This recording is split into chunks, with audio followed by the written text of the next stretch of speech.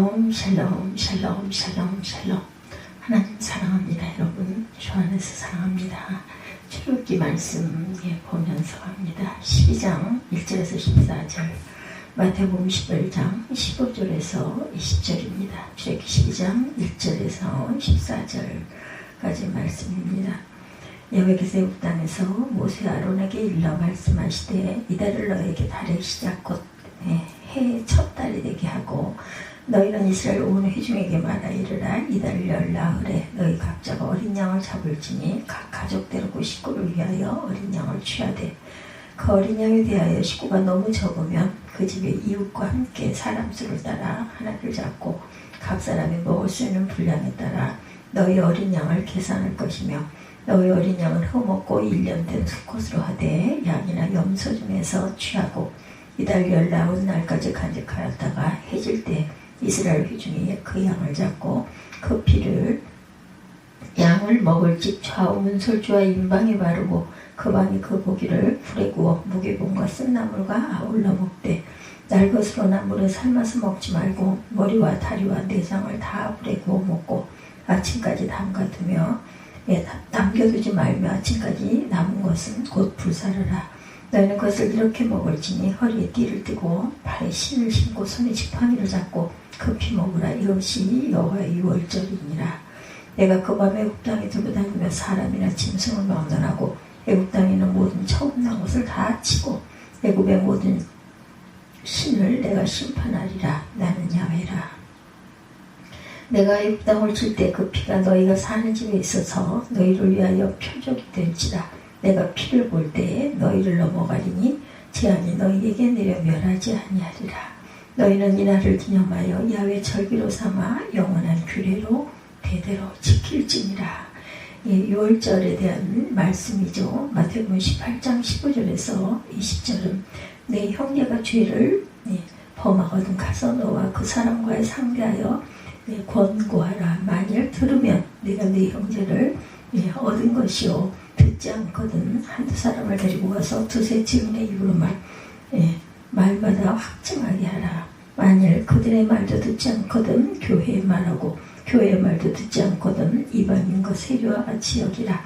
진실로 너에게 이르노니 무엇이든지 너희가 땅에서 매면 하늘에서 매일 것이요 무엇이든지 땅에서 풀면 하늘에서도 풀리리라.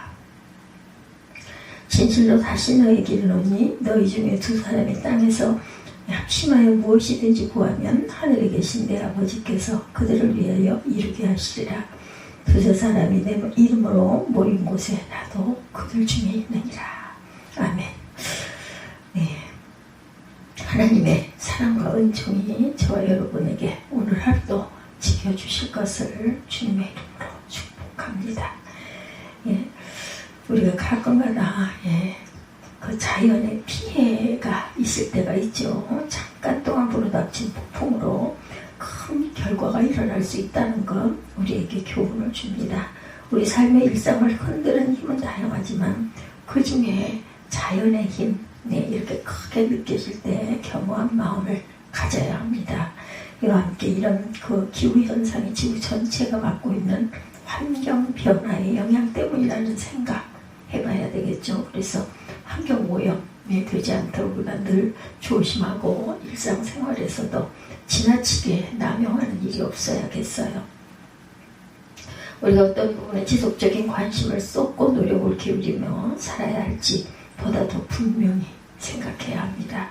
피해를 입은 사람들이 복구를 위해 힘쓰는 과정 속에서 어려운 일을 당하지 않고 그 삶의 그 일상에 속히 회복될 수 있도록 우리가 그런 이웃이 있을 때는 늘 기도해 주어야 하겠죠. 사람으로 살아가면서 특징적인 것 중에 하나는 사람은 자신이 존재에 대해서 질문하고 살아가야 한다는 것입니다. 나는 누구인가? 나는 무엇을 하고 있고 무엇을 하기 원하는가? 나는 어떻게 살아왔고 어떤 존재로 살아가게 될 것인가? 등과 같은 질문을 인간이 인간 스스로에게 하는 질문이 아닐까 생각이 됩니다. 인간은 스스로에게 질문하며 살아가는 존재예요. 그렇게 살아가야 하는 존재입니다. 동물도 이와 같은 질문을 하고 사는지 확인할 길은 없어요. 아마 인간만이 잘 의식을 가지고 살아가는 것은 아닐까 생각해 봅니다. 따라서 사람의 고유한 특성은 자기 자신에게 자신이 누구인지를 묻고 또한 남이 누구인지 묻고 어떻게 살아가고 무엇을 하며 살아가야 할지 묻는다는 데 있다. 우리는 누구이고 우리는 무엇을 하고 살아가야 하는 것일까? 이 질문에 시원한 답을 지니고 살아간다면 좋겠지만 아마도 이 질문에 대한 답은 우리에게 늘 충분히 주어지지 않기 때문에 질문에 대한 답을 얻기 위해서 늘 갈증을 느끼고 살아가는 것이 우리의 또한 하나의 그 숙명은 아닐까도 생각해 봅니다. 이런 질문에 도움이 될 만한 중요한 지혜를 스코틀랜드 출신 기독교 그 물리학, 윤리학자 앨리스터 맥킨타이어 보스턴 대학에서 가르치셨던 분입니다. 우리에게 말합니다. 나는 무엇을 해야 하는가라는 질문은 나는 어떤 이야기로 어떤 이야기들의 일부로 존재하는가라는 보다 앞선 질문이 해명될 때만 비로소 대답이 될 수 있다. 우리들 깊이 생각하도록 돕는 귀중한 통찰입니다. 다시 한번 나는 어떤 이야기고 어떤 이야기들의 일부로 존재하는가라는 라는 보다 앞선 질문이 해명될 때 비로소 대답이 될 수 있다. 무엇을 할 것인가라는 질문, 고민은 내가 무슨 이야기 일부로 살 것인가라는 질문과 연결됩니다. 내가 무슨 이야기 일부가 되기 원하는지에 따라서 내가 무엇을 하고 살아갈지가 드러나죠. 내가 무슨 이야기 일부로 살아가기를 원하는가? 여러분들 생각해 보셨습니까? 한국에서 몇 년 전 이태리의 메디치 가문 이야기가 아주 관심을 크게 끌 때가 있었다고 그러죠. 르네상스 이후부터 350년 동안 번성했던 메디치 가문은 르네상스의 그 발원인데 피렌체에서 수많은 문화활동을 지원했던 가문이었다고 합니다. 레오나르도 다빈치, 보티첼리, 미켈란젤로도 수많은 예술가들이 메디치 가문의 지원을 받으며 성장했고 뛰어난 예술가로 활동을 합니다. 350년간 13대에 걸치는 긴 세월 동안 사회와 문화 전반에 걸쳐 막대한 영향을 끼쳤죠. 이 메디치 가문의 이야기에는 여러 다양한 모습들이 담겨 있는데 재력과 곤모술수를 통해 영향력을 쌓고 그 영향력으로 확대하고 유지했던 이야기, 탁월한 국정 수행 능력을 보이며 사회를 이끌고 시민들을 귀속의 강압적인 통제로부터 보호하고 이른바 노블레스 오블리주의 그 실천했던 이야기 등 지도자의 이런 모습들을 보여주는 이야기가 메디치 가문의 이야기에 담겨있기 때문에 한국에서 한때 큰 관심을 끌기도 했습니다. 만일 메디치 가문의 이야기를 하나의 기준점이 되는 이야기로 삼는 한 사람이 있다면 그 사람은 그 이야기 일부가 되는 것을 삶의 의미와 가치로 삼고 나는 무엇을 하고 살 것인가 라는 질문에 답하며 살아가게 되지는 않을까. 역사상에 동참했던 많은 위인들 계시죠. 우리나라에도 세종대왕, 이순신 장군, 김구 선생님, 안창호 선생님 등 이야기, 우리의 삶의 합리학이 원하는 이야기로 삼는다면 그 이야기에 근거해서 우리가 무엇을 하고 살아야 할지 드러나게 되겠죠. 그렇다면 우리는 어떤 이야기를 우리 삶에 합리화하고자 원하는 이야기로 삼고 살아가고 있는가? 예수를 믿는다는 것, 예수님으로부터 비롯된 구원과 또한 사랑과 생명의 이야기에 합류하는 것을 의미합니다.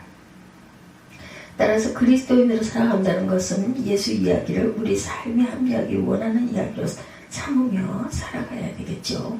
예수님을 따랐던 제자들의 이야기, 또한 제자들로부터 시작된 초대교회 공동체 이야기, 2000년이 넘는 인류 역사의 긴 스토리를 구성하는 교회 이야기 등등 우리는 그리스도인으로 살아가면서 우리가 합리하게 소망하고 기도하고 힘쓰는 예수 이야기, 제자 이야기, 교회 이야기 등이 있습니다.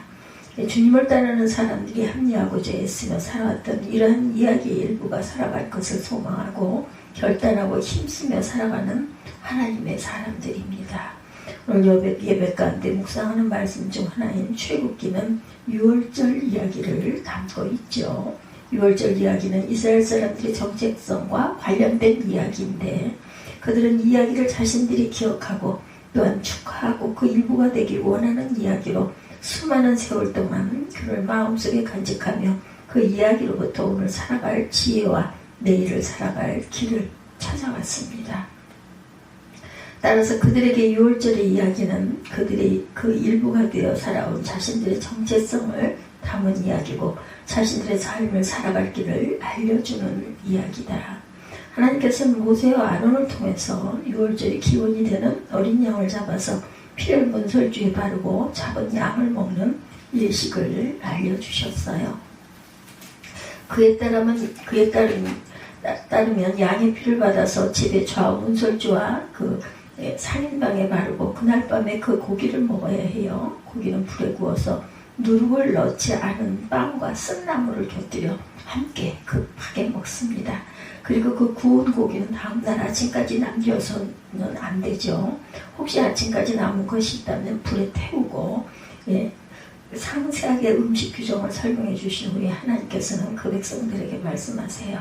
너희가 그것을 먹을 때 이렇게 해라. 허리에 띠를 띠고 발에 신을 신고 손에 지팡이를 들고 서둘러서 먹어라. 6월절을 주 앞에서 이렇게 지켜야 한다. 그날 밤에 내가 이집트 땅을 지나가면서 사람이든 짐승이든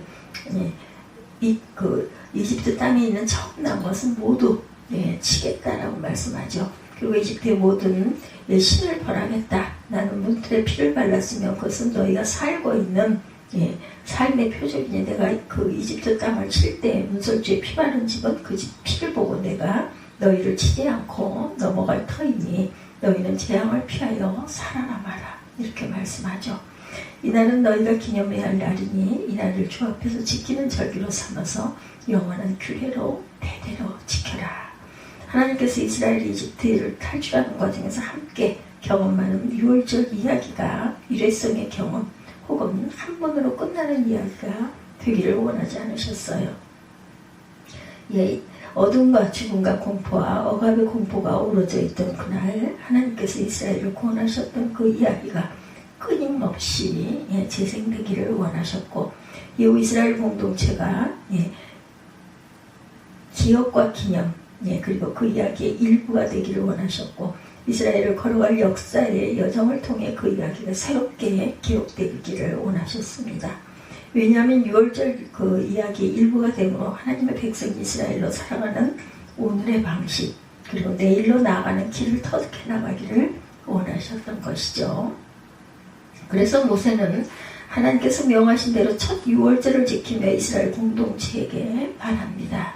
여러분은 이 일을 여러분과 여러분의 자손이 지킬 규례로 삼아 영원히 지키게 하십시오. 여러분은 주님께서 여러분에게 주시겠다고 약속하신 땅에 들어가거든 이 예식을 지키십시오. 여러분의 아들, 딸이 여러분에게 이 예식을 무엇을 원합니까? 라고 묻거든 여러분은 그들에게 이것은 주께 드리는 6월절 제사입니다. 주님께서 이집트 사람을 치실 때 이집트에 있던 이스라엘 자손의 집만은 그냥 지나가셔서 우리의 집들을 구하여 주셨다고 말해라. 출애굽기 10장 24절에서 27절 오늘 본문이기도 하죠. 이러한 중요한 의미를 지닌 6월절 경험과 6월절 이야기에 대해서 영연방의 최고 랍비였던 조너선 섹슨은 이렇게 말합니다. 6월절은 지금까지 전해진 희망에 관한 이야기 중 가장 오래되고 가장 변혁적인 이야기다. 그것은 전혀 주목받지 못했던 한 노예 집단이 실제로 그 시대에 가장 위대하고 오래 지속된 제국주의로부터 자유를 찾았던 방법을 알려준다. 이것은 가장 최고의 힘, 하나님의 가장 힘없는 사람들을 어떻게 해방시켰는지에 대해서 이야기합니다. 또한 이것은 가능성의 힘이다. The force of possibility.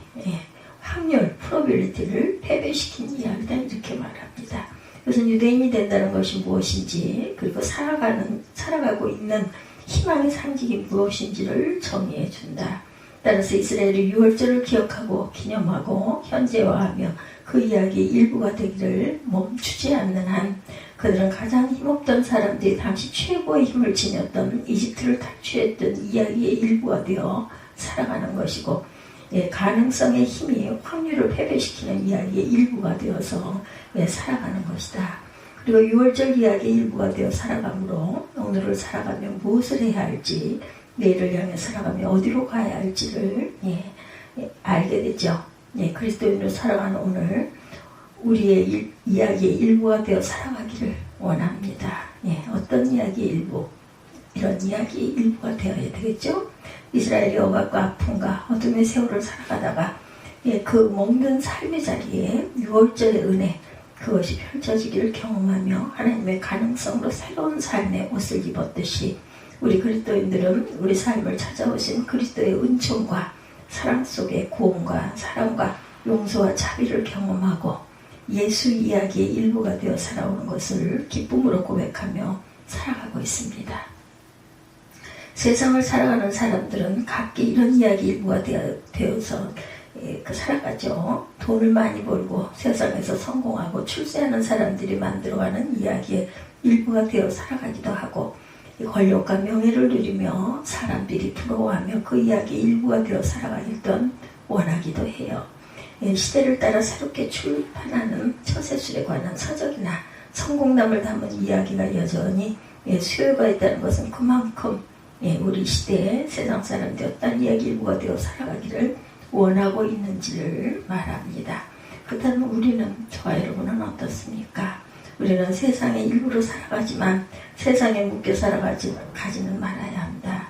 세상 안에서 살아가지만 세상에 속해서 살아가거나 세상에 붙들려서 살아가면 안 되겠습니다.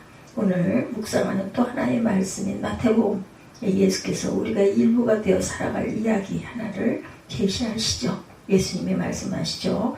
내가 진정으로 너희에게 말하노니 무엇이든지 너희가 땅에서 매는 것은 하늘에서도 매일 것이요 땅에서 푸는 것은 하늘에서도 풀릴 것이다.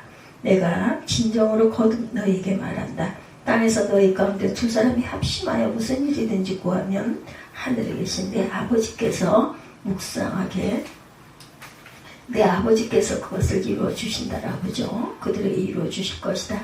두세 사람이 내 이름으로 모인 그 자리, 거기에 내가 그들 가운데 있노라.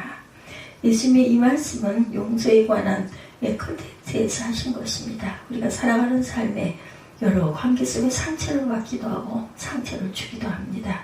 누군가의 죄로 인해 고통을 받기도 하고 누군가를 내 죄로 인해 고통과 아픔에 처하게 하기도 합니다.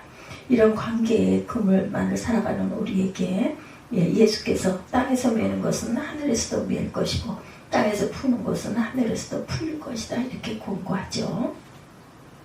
그러나 용서와 화해와 화합과 회복은 인간의 힘으로 함으로 힘겨운 이야기이기에 예수께서는 그 일을 위해 함께 모여 하나님께 구하되 두 사람이 합심하게서 구하면 그 간청을 아버지 하나님께서 이루어 주실 것이다, 이렇게 말씀하십니다. 또한 두세 사람이 합심하여 용서와 화합과 회복을 위해 기도 가운데 힘쓰고 주님의 이름으로 모인 자리에는 주님께서 함께 하실 것이다, 예수께서 말씀하시죠. 예수님의 이 말씀은 우리가 그리스도인으로 살아가고 어떤 이야기의 일부로 살아가야 할 것인지를 알려주고 있어요.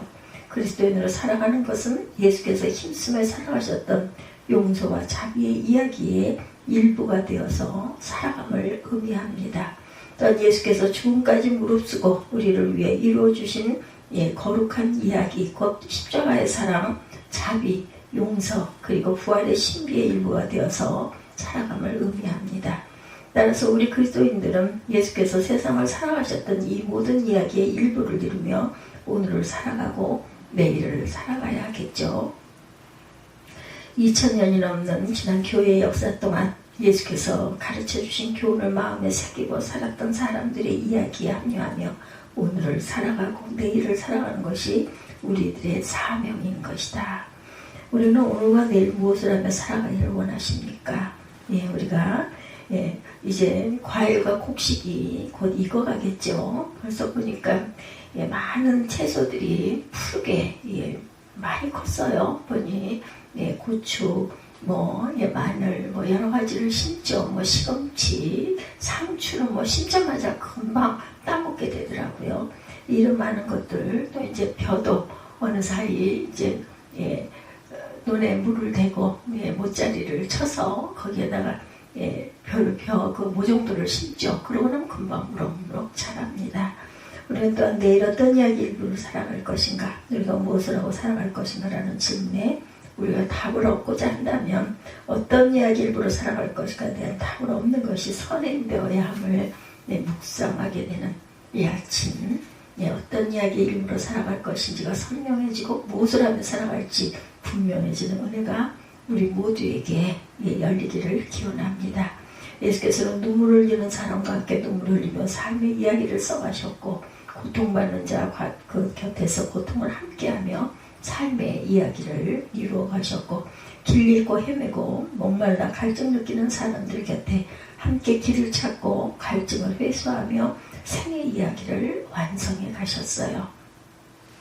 우리는 이 예수 이야기의 일부가 되어 살 것을 소망하고 기뻐하고 결단하는 그리스도인의 사람들이라는 것, 우리 모두 예수 이야기의 일부가 되어서 힘없는 사람이 어떻게 역사에서 삶과 소망의 힘을 선물 받는지, 그리고 죄와 허물 많은 사람이 어떻게 용서와 구원의 은총 안에서 복된 삶의 이야기를 써가는지 세상 가운데 증언하는 예수 이야기꾼들이 되어가기를 주님의 이름으로 축복합니다. 오늘 출애굽기 12장 말씀과 마태복음 18장 15절에서 20절 말씀 가지고 함께 은혜를 나눴습니다.